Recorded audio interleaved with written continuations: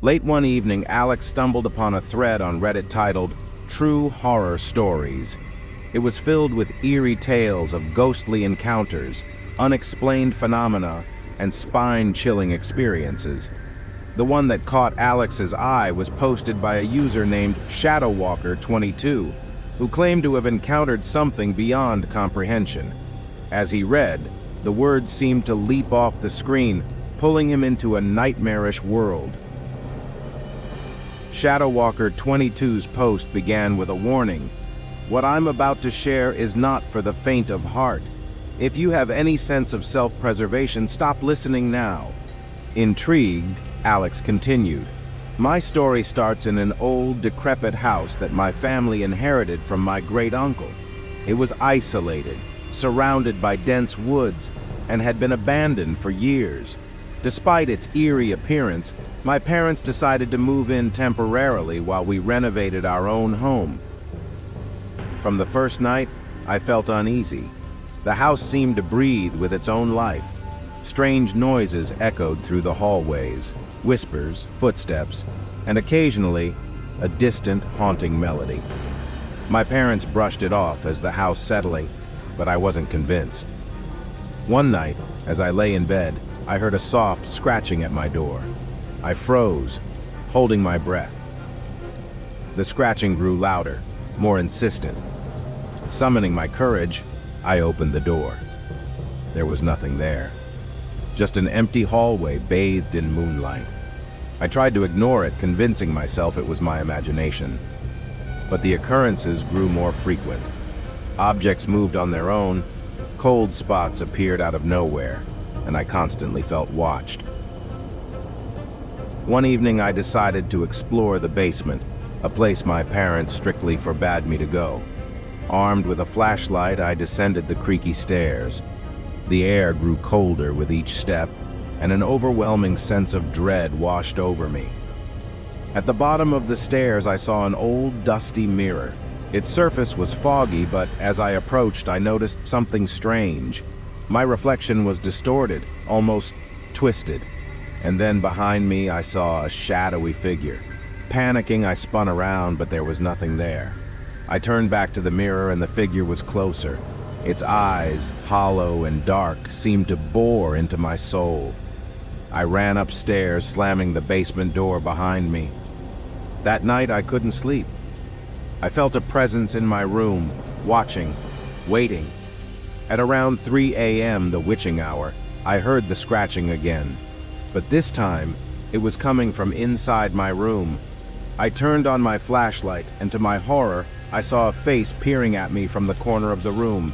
Pale, with sunken eyes and a gaping mouth, it looked like it was silently screaming. I screamed, waking my parents. When they rushed in, the figure vanished. They found me hysterical, pointing to an empty corner. They decided we would leave the house the next day. As we packed, I found an old journal belonging to my great-uncle. His final entry sent chills down my spine. "The shadows are coming for me. They whisper my name, promising torment. I cannot escape them. They are in the walls, the mirrors. They are everywhere." We left that house and never looked back. But sometimes, late at night, I still hear the scratching. And in mirrors, I occasionally see a shadowy figure watching me, waiting. Alex finished reading, a cold sweat running down his back. The room seemed darker, the shadows deeper. He glanced at the mirror across the room, half expecting to see a twisted reflection or a shadowy figure. Suddenly, his phone buzzed with a new Reddit notification. It was from ShadowWalker22. "Did you enjoy my story? Remember, the shadows are always watching." Alex's heart raced as the screen flickered. The reflection in his phone's screen showed a shadowy figure standing right behind him.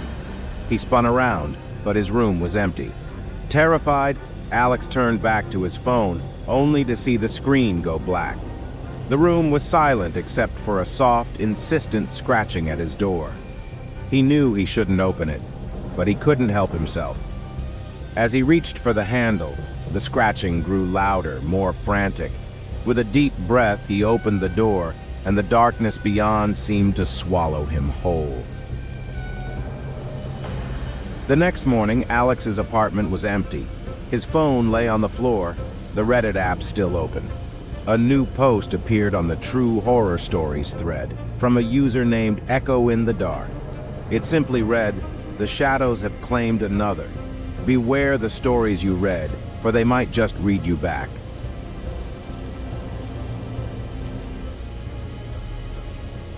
In a quiet rural town, nestled between rolling hills and dense forests, there was a place known to the locals as the Whispering Woods. The townspeople avoided it, sharing hushed stories about eerie occurrences and missing persons. Outsiders often dismissed these tales as mere superstition, but the locals knew better. A young journalist named Emily, eager to make a name for herself, arrived in the town to investigate the legends. She was skeptical but intrigued by the mystery surrounding the woods.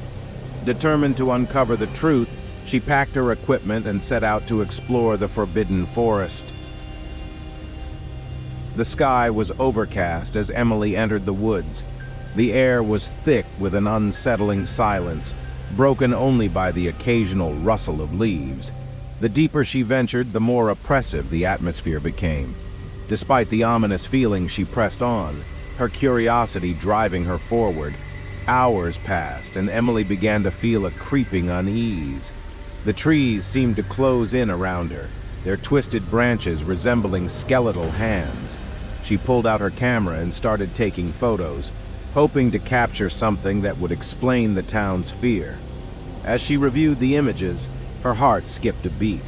There were shadowy figures in the background of several photos, figures that hadn't been there moments before. Trying to rationalize what she saw, Emily continued her exploration. She stumbled upon an old, decrepit cabin. The door hung ajar, creaking eerily in the wind. Mustering her courage, she stepped inside. The interior was covered in dust, with broken furniture scattered about. An old diary lay on a table, its pages yellowed and brittle. Emily opened the diary, its entries filled with increasingly frantic handwriting. It detailed the experiences of a previous inhabitant, a man driven mad by the whispers. He described how the forest spoke to him, how the shadows followed him, and how he could no longer distinguish reality from nightmare. The final entry was a chilling warning. The forest has eyes. Once you hear the whispers, there is no escape. As Emily read the last words, she heard it, a faint, almost imperceptible whisper. Her blood ran cold as the whispering grew louder, more insistent. It seemed to come from all around her, as if the forest itself was speaking to her. Panic set in, and she bolted from the cabin, running blindly through the woods. The whispers pursued her, growing more menacing with each step. Emily's mind raced, remembering the stories of those who had entered the woods and never returned. She stumbled and fell, her flashlight rolling away and casting long, distorted shadows. She scrambled to her feet, only to find herself surrounded by the shadowy figures from her photos. Their forms were barely human, twisted and dark, their eyes glowing with an otherworldly light. The whispers now formed coherent words echoing in her mind. "Join us. Stay with us forever." Desperate, Emily tried to run, but her legs felt heavy, as if the forest floor itself was pulling her down. The shadows closed in, their touch icy and suffocating. She screamed, but the sound was swallowed by the darkness. Back in the town, days turned into weeks with no sign of Emily. The locals, knowing better than to search the Whispering Woods, mourned the loss of another curious soul. Her disappearance became just another tale, a cautionary story told to keep others from venturing into the haunted forest. Months later, a group of hikers, oblivious to the local legends, entered the woods. They stumbled upon an old camera covered in dirt and leaves. Curious, they turned it on and found a single photo. Emily's terrified face, her eyes wide with fear, and behind her, the shadowy figures watching, waiting. The hikers fled the woods, leaving the camera behind. They never spoke of what they saw, but the legend of the Whispering Woods grew stronger. The forest, it seemed, had claimed another victim, and its whispers continued to lure the unwary into its dark embrace.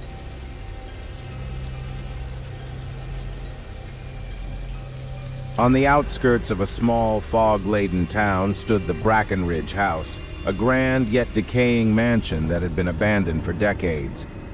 The townsfolk spoke of it in hushed tones, sharing tales of ghostly apparitions and unexplained events. Despite its ominous reputation, it attracted thrill-seekers and curious souls, most of whom left more frightened than they arrived. One such thrill-seeker was Daniel, a college student with a passion for the paranormal. Determined to prove his bravery and capture evidence of the supernatural, he decided to spend a night in Brackenridge House. Armed with a flashlight, a camera, and a recorder, Daniel entered the mansion just as the sun dipped below the horizon.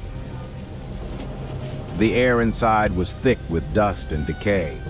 Cobwebs draped from the ceiling, and the floorboards creaked underfoot. Daniel set up his equipment in the grand foyer, the once stately room now a shadow of its former glory. As he started his investigation, the house seemed to hum with an almost palpable energy. Hours passed with little activity. Daniel explored the many rooms, documenting their state and recording any strange sounds. The house seemed eerily silent, as if holding its breath. Frustrated by the lack of evidence, Daniel settled in a room on the second floor, rumored to be the epicenter of the hauntings. As midnight approached, the temperature dropped noticeably. Daniel wrapped his jacket tighter around him, his breath visible in the cold air. He decided to try a spirit box session, a device that supposedly allowed communication with spirits through radio frequencies.